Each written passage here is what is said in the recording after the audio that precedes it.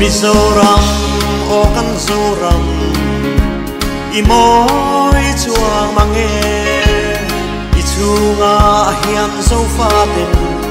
lim zai kan gor sa e mangai na le du sat na in lan ton zelin hei lai kha in ram kal sia I relam tan mi huai kalta te hiak nung zui turin lalpa nam chan zam ngai lo nam ro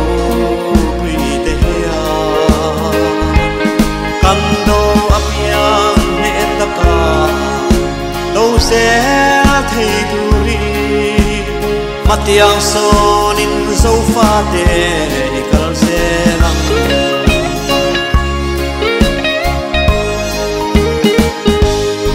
Wan duan ram rikham sa kan ram moi berhi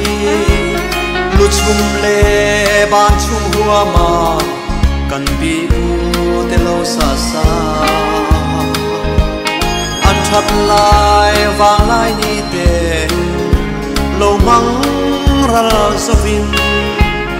hei top chuain an zam lo do ra ma an An mi huai kalta te hiak nung zui turin Talpa nam chan zam ngai lo nam ro pui te hia Kan do apiang ne taka do se thei turin Matiang sonin zo fa te ikal se ram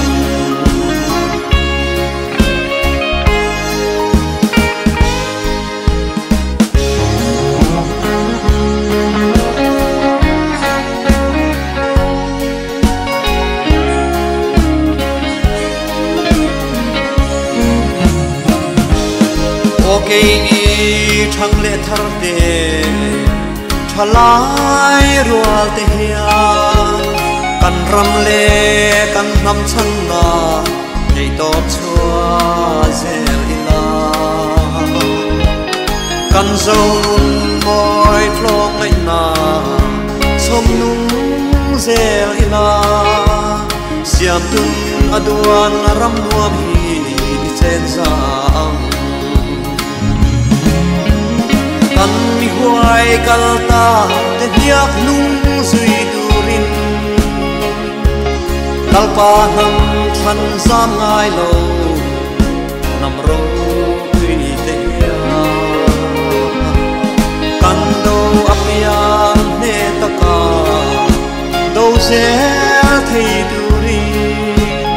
Matiang sonin zo fa te ikal se nang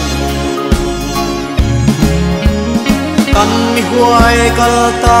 te hiak nung zui turin Lalpa nam chan zam ngai lo nam ro pui te hia Kan do apiang ne taka do se